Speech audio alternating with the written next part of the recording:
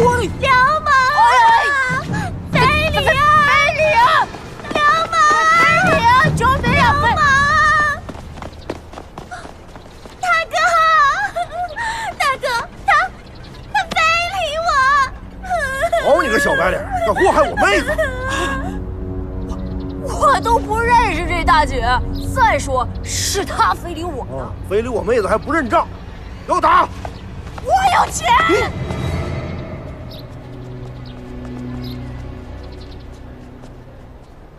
就你这身衣裳，送当铺也不值几个子儿啊，能有多少钱呢？啊，有钱是吧？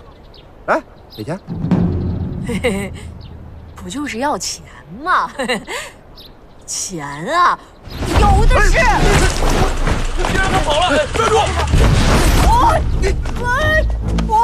放开我！放开我！臭小子，跑得挺快。哎，你不是会飞吗？再飞一次试试啊！啊，飞呀，飞！放开我！各位，放开我！这个小白脸占了我妹妹的身子，现在我妹妹有了身孕，她却跑了。啊！大伙儿给评评理，我妹妹好好的一个黄花大闺女，就这么让他们给骗了，我是不是得有个说法啊？胡说八道！我家里妻妾成群，个个都比她标致，我凭什么看得上她呀？大哥，他还敢抵赖，你可得替我做主啊！他屁股上有颗黑痣，扒了衣服就能看到，是不是他？一看便知。各位，这小白脸糟蹋了我妹子，我必须得要个说法。我现在就扒了他，验明正身。我乃相府二公子，谁敢乱来？这么细的一根簪子，里面竟然藏着这么多针啊！是啊，你试试，轻轻一转动，它就会发生。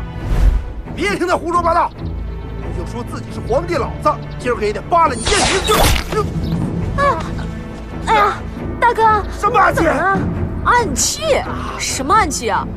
我刚刚没说完，我是相府二公子请来的法师。你看我这一做法，你不就受伤了吗？看你们谁还敢上来！给我打！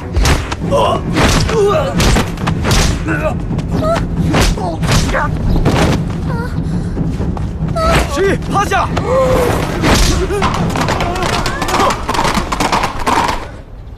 没想到我们韩世子也有这么一天啊！别废话，还不快把我放出来！快点啊！好，法师大人，让你受惊喽！来，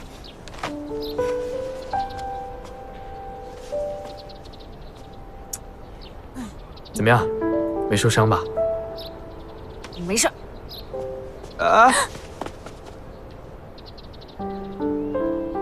你就打算这么披头散发去追她呀？不要你管。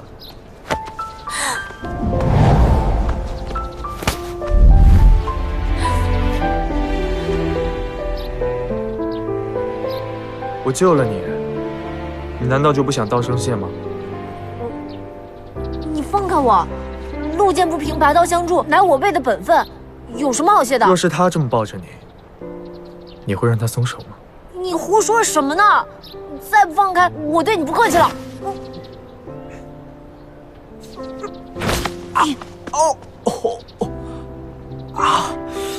长本事了啊，还敢戳我！